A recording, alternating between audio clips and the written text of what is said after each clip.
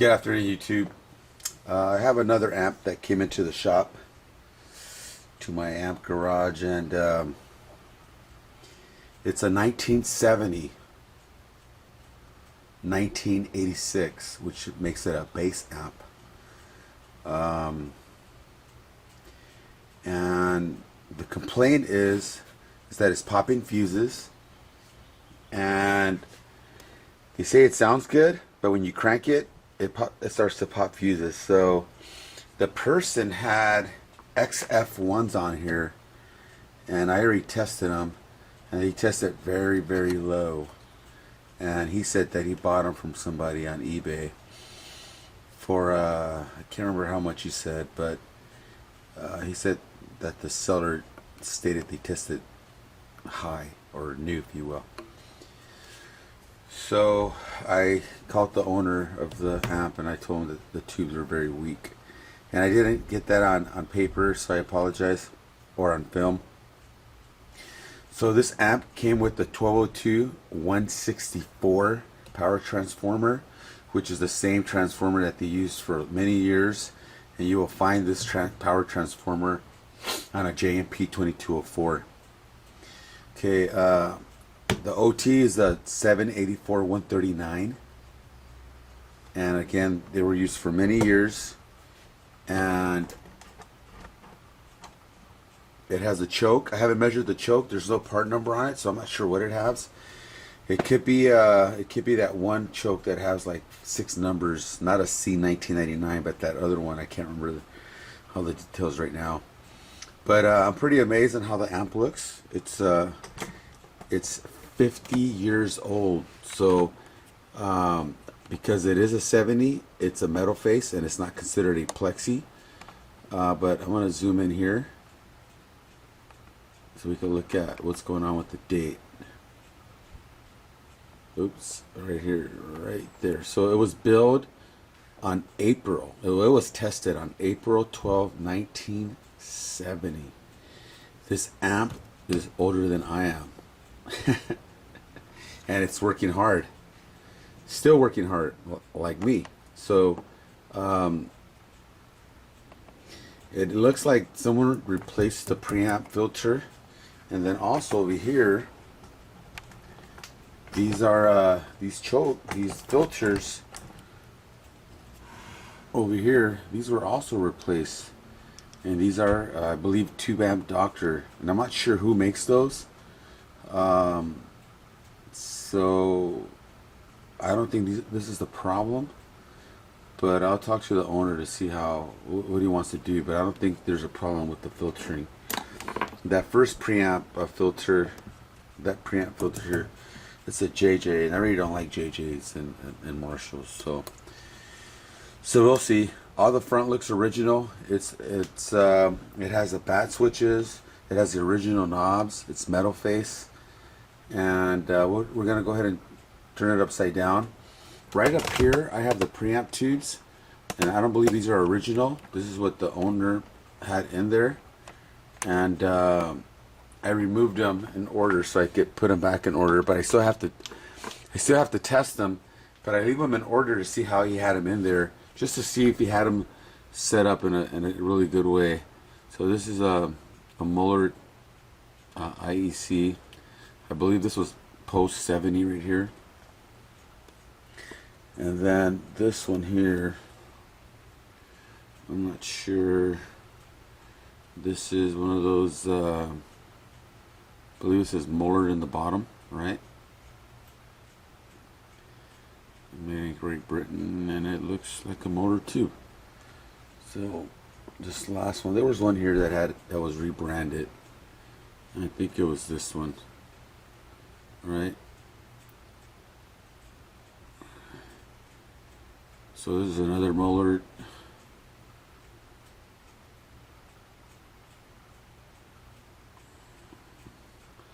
Trying to look at the date code. They're normally on the bottom, but you gotta get it just right. I think it's right there.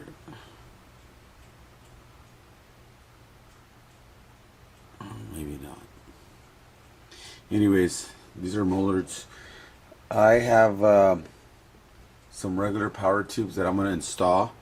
But I'm going to go ahead and come off camera. I'm going to come back in with the amp on its back. Okay, so I'm back. Inside, okay, stand by. So just looking at inside of the amp, it looks like it's original. Most of the parts are original. The cathode, shared cathode section, looks like it's original. All the resistors are Iskra. They look like they're half watt, 1 watt. Iskra's on here, maybe 2 watt as well. It has a RS mixer capacitor there. It has a dog bone at the slope resist capacitor and a 56K. Alright, so it is shared. So it's, as far as it being consistent with the 1986 circuit, it's there, right? We have our 68K input resistors, or anode, or our plate resistors, 100K, excuse me. At the mixers, you have 47K Iskra half waters. Then your cathode section with the 820 100K. That's all standard. You have your 0.022 UF or 22 NF. Same thing over here at the coupling caps at the beginning. So these bad boys, I've only seen these on I'm not sure if you could see those, but I've only seen these on photos, and I'm not sure who makes them, but I'm going to try to zoom in so we could just see what that looks like.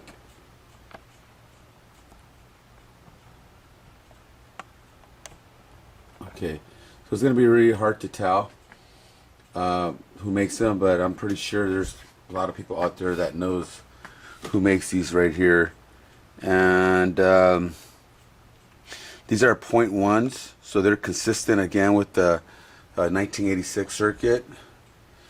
The 10K here for the long tail pair, the 470, the 1 megs. It looks like this 1 meg, these two here, look, they've been replaced with 1/3 watt, the 110K as well.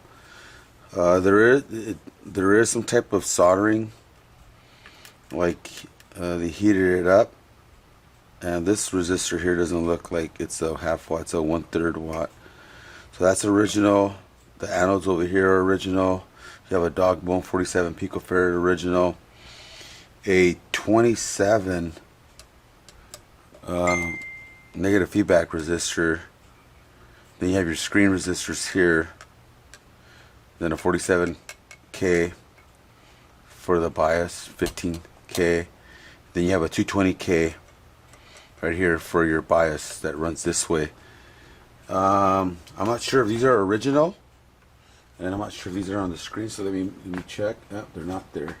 So let me come back this way. Okay, so I'm not sure if these are original here. Marshall did make these amps with the square rectifier, and these bias capacitors are 10 UF 350 volts, and I'm pretty sure that is not original.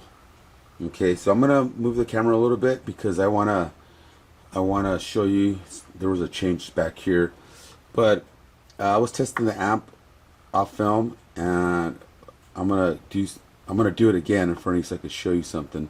But I'm gonna go ahead and move this camera up forward, and then if you look here at both power tube sockets, they don't have screen resistors going across right here either, right? And they don't have swamp resistors.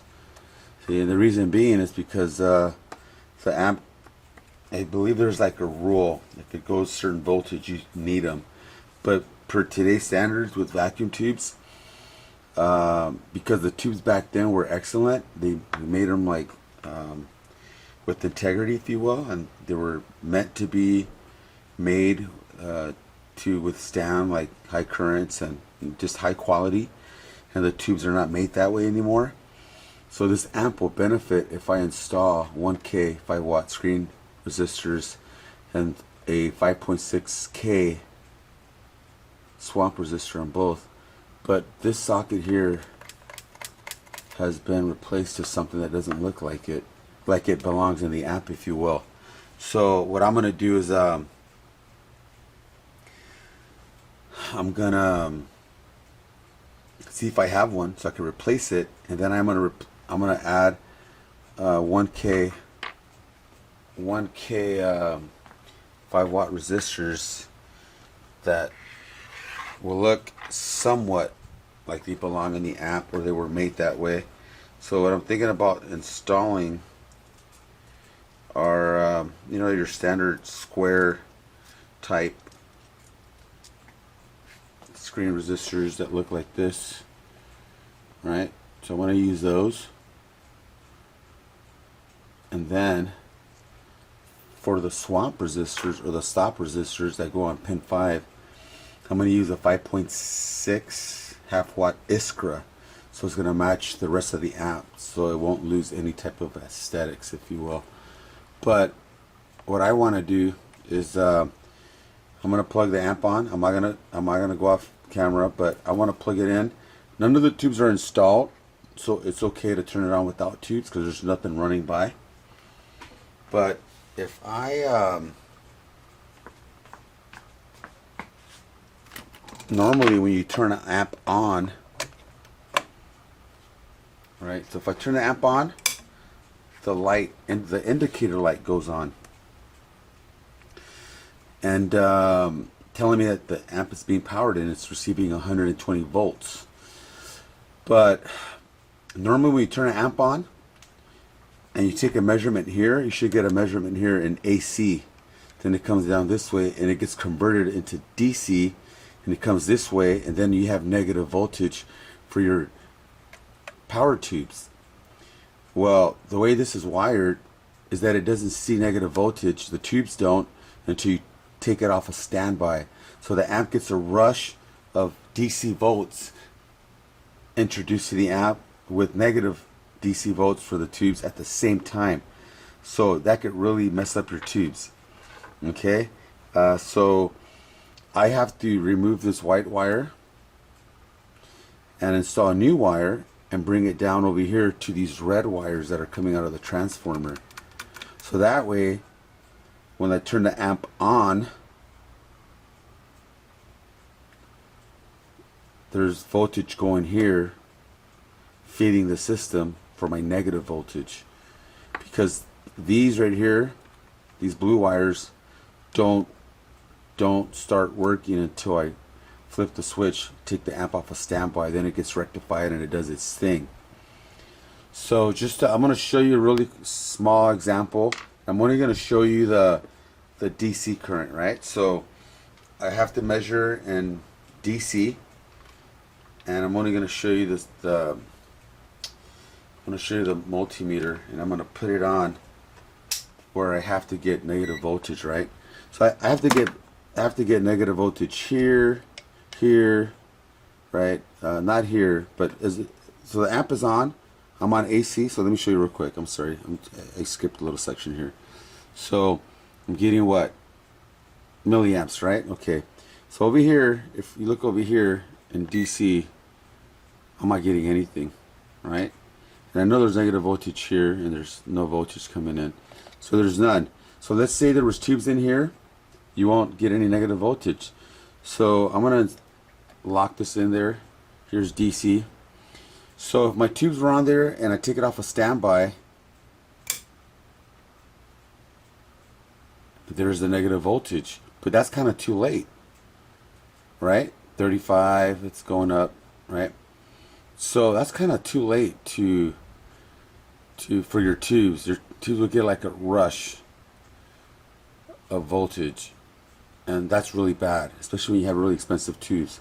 So earlier I was telling you that there should be negative voltage here, and there is. So it's normally, this is a little bit higher than the left one. So this is 46. This one should be like 36. Let's see, 37, right?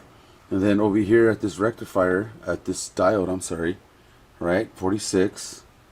And then over here, I don't get anything because this is still AC. So let me see what I'm getting here at the resistor right here at the beginning. So watch this, in AC, I'm getting 331. After the 27K, I'm getting 196. See, so I have to get voltage before the amp gets taken off of standby, because your tubes are not going to last, and especially not having screen resistors and swamp resistors and using modern tubes.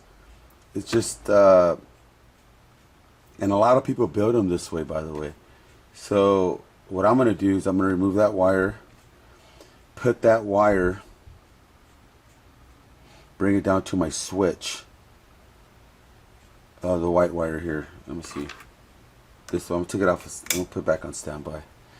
So I'm gonna remove this wire, remove it from here, run this wire down here to these red wires down here on the switch. That way it's getting voltage. So right now it's off of standby, okay? So I want to show you something else. So if I add the wire, I'm sorry, the probe to the bottom red leads that are coming out of the power transformer, I do get voltage. See that? Well, it's dropping because of the filter capacitors, but I do get voltage, so it's enough to stabilize the negative voltage for the power tubes. So I'm going to do several things right now. I'm going to remove the wire, add it to the standby switch, then I'm going to look for the socket, see if I have it. If I do, replace it, add swamp resistors, and then install the tubes that were on here, or some different tubes, and make some measurements. And then the person said he's going to get some XF2s, so when I get those I'm going to test them and install them. But I'm going to test the amp out with some JJs, and I'm going to crank it and see if it continues to pop tubes. As of right now, I mean, everything looks nice. I'm gonna check if there's any like voltage just coming back towards these controls, like AC or anything like that. So yeah, so this is a really nice amp. Looks like it's almost completely stock. This is gonna be a short video because I know my last one was very, very long, almost 2 hours. So when I come back, I'll go over what I did and maybe get some close-up shots of what I did, and explain why I did it. And that's about it. Cool. Alright guys, thanks for sticking. Alright guys, here's the update on this 1986 Marshall bass amp from 1970. So in the previous clip I was talking about the white wire that was here going to this lug of the rectifier. Well, we removed that white wire, added a new wire here, and ran it across to the standby switch from where the secondaries come in, and tapped into there to get current to the bias section of the amp, or negative current, so when you turn the amp on it doesn't water hammer that area with electricity. So as of right now, the amp is on. It's on standby. So I am getting AC current right here, as you can see. See that? So we're getting current, and it's flowing down this way, and it's being rectified by this diode here. That's right here. Then it comes this way, and now we have negative voltage here in DC, as you can see that, right? If we come to the 220K, you see that we're getting 39 here, 39. Okay, so then I added some swamp resistors here to pin 5 of the power tube. So now if I check that, I get negative voltage, and over here too, right? So then I added the screen resistors too, so that this is going to help protect the amp if the tubes go wide open, if you will, prevent from damaging your output transformer. So we made the amp safer, we made it operate more efficient, and so yeah, everything checks out really good. I installed some tubes just to try the amp out, and you know what? Let me see what my I'm gonna turn the amp on again, and I'm gonna see what my negative voltage is with the amp on. Okay, so we're gonna check in DC. So I'm gonna try to hold this. I'm gonna try. Actually, let me clip this on to pin 3 of the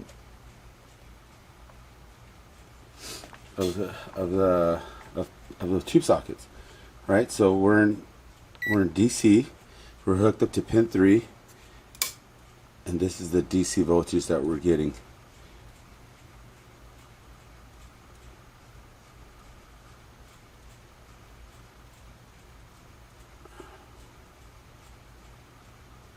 Alright, you see that?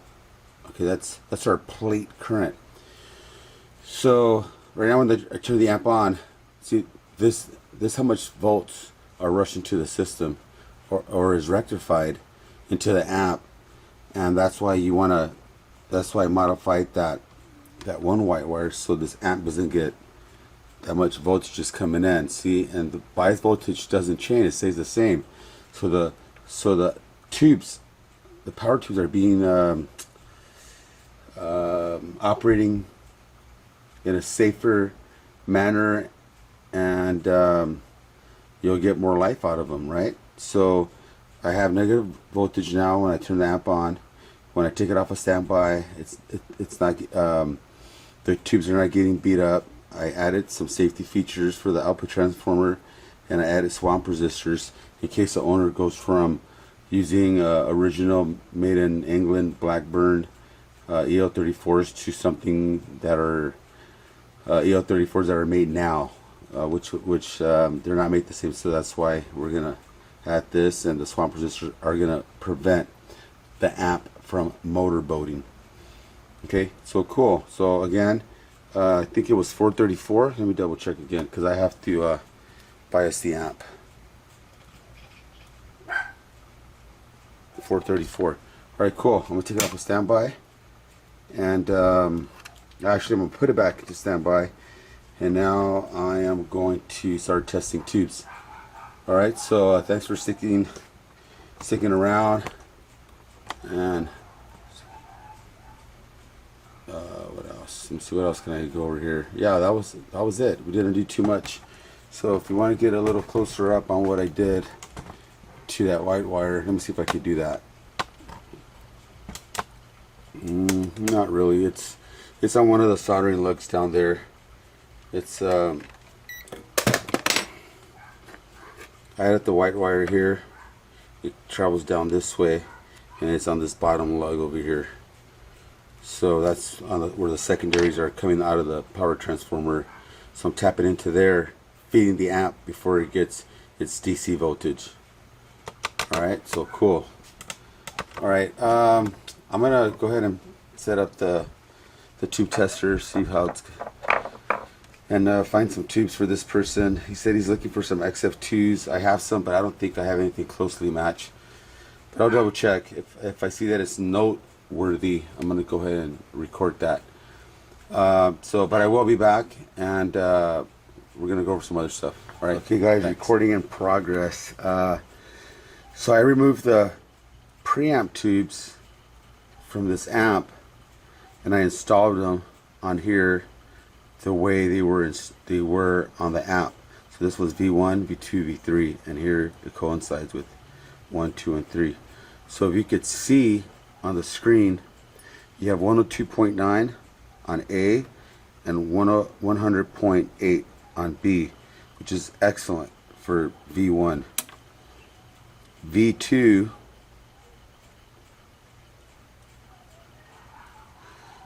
is a little weak. I mean, just a little bit. We have 96.6 on the A side and 95.9 on the B side. Alright, so that was V2. V3,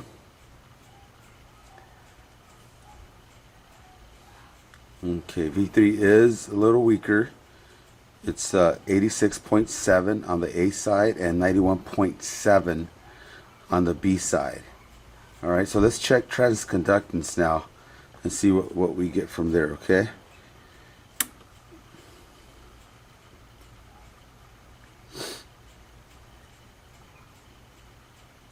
So anything over 1600 is good. On the A side of V3 shows that we have 1705, and on the B side is 1812. So they test really good. On the B side, on V2, tube 2, it says that the A side of the tube is 1692 and 1784 on the B side. Tube 1,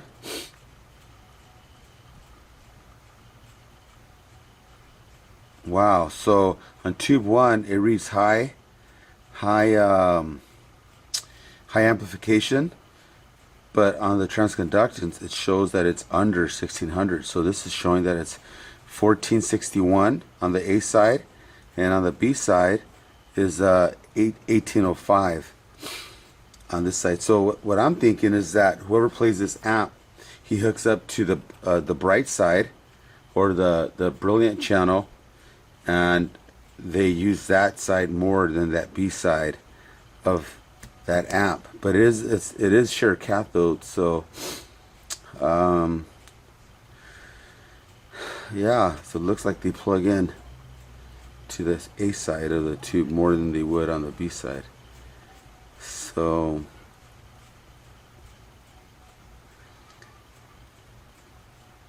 yep. So I think that this amp, the person will benefit if you put, I believe it's this one here, V3. No, let's go to V2. Let's see. Well, they're roughly all within the same range, with the exception of this one just being a little lower. But the amp's loud. I played it. I mean, it sounds good.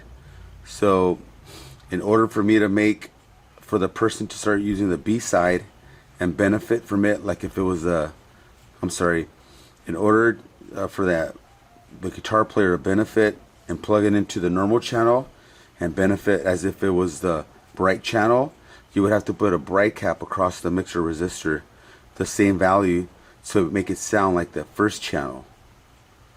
Right? You could do that too, and then that way you could use this side of the amp, of the tube, since it's a lot higher in transconductance, and the gain is well, it's 2 points less than the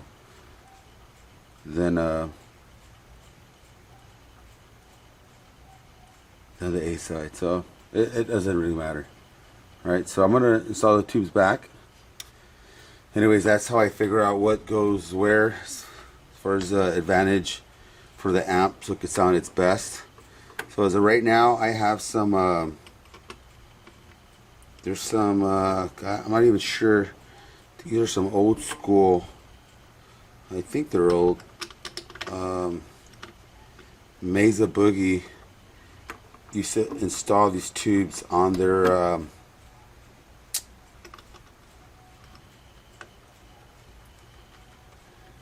on the rectifier amps, triple rectifiers, dual rectifiers. So I think this tube is I believe it's an electroharmonic. Someone was telling me that they're actually Siemens, but I don't think so. I'm not really sure. I can't really identify this tube, other than that this tells me that Siemens used to do this as well, and it's pretty thin, the envelope. It might be, I'm not sure. So I'm going to test these next and see what we have. These are not going to be for the customer. I'm just going to test them, or I might find the ones that I really want to use and then test those.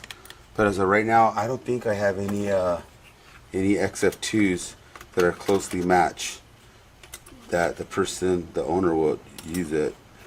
use them to install in his amp. So I'll see what I could come up with. And I have a whole bunch of wing C's that we could install here, which I think sound awesome. So we'll see. All right, guys. Thank you for hanging in there. And all right, now we're doing the power tubes. So again, this is a maxi matcher. Here's the current where it's set at right now. I already let the tubes warm up the whole thing. There was a little process that I did before I went on video. So right now the voltage to the tubes is 400 volts. Right, the bias voltage to the tubes is 36, just as like it illustrates here. For EL34s, it's 400 volts. You put it at minus 36 for the bias voltage. Here's your voltages, and then here's 1, 2, 3, and 4. 1, 2, 3, and 4. So right now we're testing 3, and we're going to test 4. I'm testing plate current, is what the tube normally draws. Okay, so I know most of these amps, like this one was 434 volts on the amp that I'm working on right now, but I'm only applying 400 volts to the tubes. So if I were to apply, let's say 450 volts, the current draw will be higher because we're dealing with higher voltages. So it's not exactly, and it could never be exactly, because it would have to have the same voltage as your amp. But keep in mind that this helps you identify that. Let's say this thing is here, like let's say that it says 34.6, which it does, and if I apply 40 more volts, it's going to go up a little higher. So it might be 40, it might be 42, the current draw. Okay, because it's always going to read higher if we give it more voltage. So that's 3. Number 4, it's 32, right? 31.7. 31.4, 33. It's coming down. 2, 1, and that's this tube right here. Right, it might go down to 31, but let me check what this one was at, because now I'm 34. Okay, so let's just call it 34. This is 31. Okay, so now we're going to check the transconductance. So the actually the IP on these tubes should be between 27 and 55. So we're like in the middle, right? Well, not really in the middle, but it's past the lower part. So we're in the 30s as opposed to 27, right? So it's okay. The tube, so far everything looks good. So now we're checking the transconductance. The transconductance should be greater than 5.0. So now we're on tube 4. And the transconductance on the tube is 5.23. 24 on tube 4. So it might go up a little slower. I mean, it might go up. It's just going to take a little time. But we know that it's greater than 5.0. All right. I've seen them like 5.2 on some of them. On a lot of vintage, new old stock ones. And here we go. Let's look at this. So remember, I'm only applying 400 volts. So if I was applying 434 or whatever it was, 443, this could be higher. This could be like 5.8, right? So that means it has better transconductance. So we already went over that.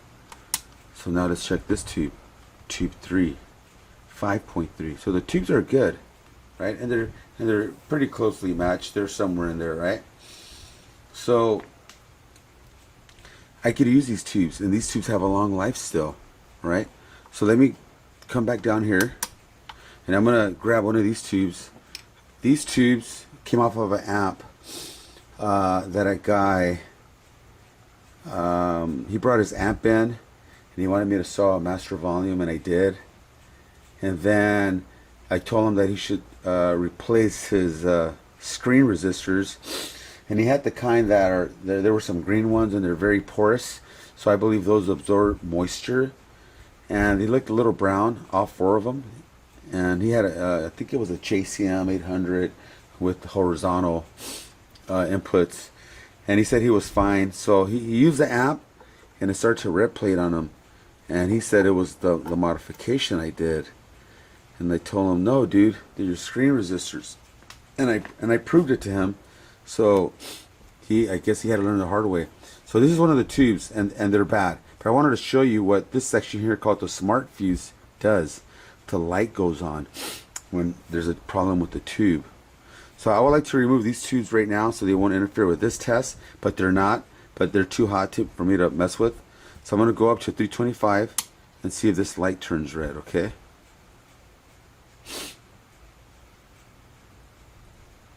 And these are hot, so I'm not worried about it. And this is warm. I feel it being warm, so I'm going to go to 400.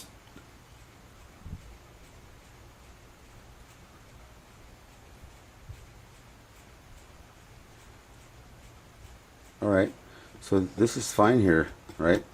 Then we go back down to off. I'm going to remove it from here.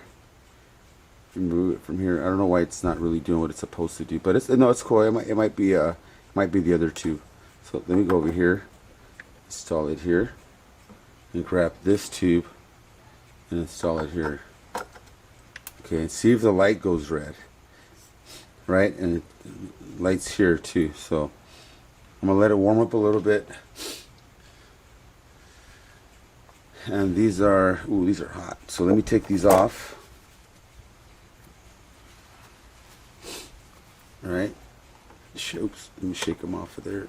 I'm gonna install them over here. That bass amp is right next to me, so.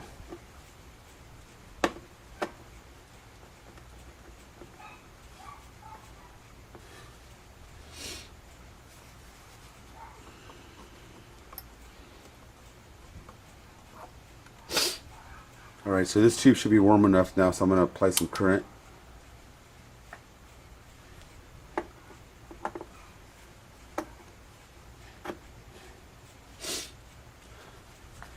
Alright, so they're not going off, so let me go over here. There's no tube in one. This is this tube here. So let me go to 400 now. Okay, cool. So earlier the lights went on right here, so I'm not sure what happened. So I'm gonna bring this down one more time. I'm gonna remove this tube.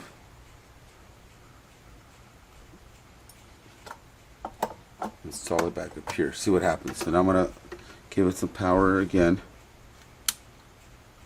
It's funny because these are not that hot like they were earlier. They're getting warm. So I'm getting some 3.0 transconductance, 10, right, which is under 27. That's really low. 11 and 9, but it's only at 325.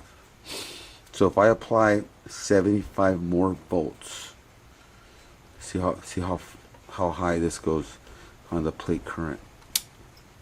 Right, so it goes over 27. It's 38, right? So it's between 27 and 55. So see how far it jumped up just applying 75 more volts, and it's only 400. So if I apply 40 more volts, how far is it gonna go, right? So let me go to tube 2. 35, right? The current drop, the plate current. So we're good. You see transconductance. Look at that, 5.7. Okay, it might be if they start to go up, they might run away. Okay, so there's a reason why they turn red. I mean, they red plated. So I'm gonna go to tube 1. All right, so they're good. They're good so far. So 1, it is transconductance is 5.8. Normal is above 5.0. Tube 2 is 5.7, right? Plate current 35, 38. That's close enough. Yep. So I wonder why the light went on earlier. It did. So, and then I tested the RFTs that were here, these German ones, earlier by themselves, and the light, it didn't do that. So I'm not sure what's going on.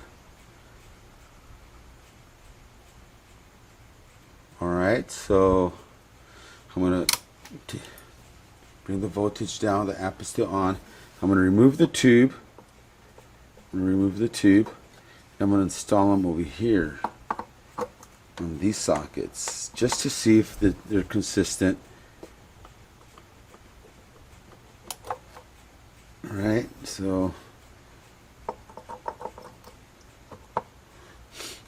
so we have, let me see heater. Yep, the heaters are glowing right now, and they're hot, so I don't have to wait for them to warm up. So I'm gonna go to 325. I'm gonna go to tube 3. Here's tube 4. So again, look, just how we started earlier when we were over here, 10.6, and this was 11, I think, or 9. Okay, so 9.4, right?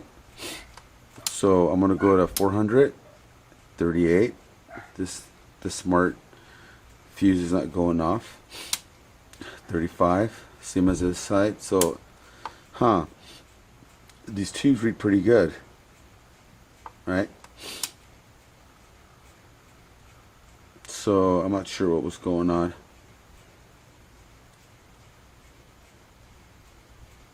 Alright, so they read good, so I'm going to leave them there, and I'm going to turn this off, turn that off, and I'm going to try to get a hold of the owner and tell him that that his amp's ready. Okay, if you have any questions, I know I said I was going to go over this choke, but I don't have equipment to test it correctly to make sure I can figure out how many henries it is.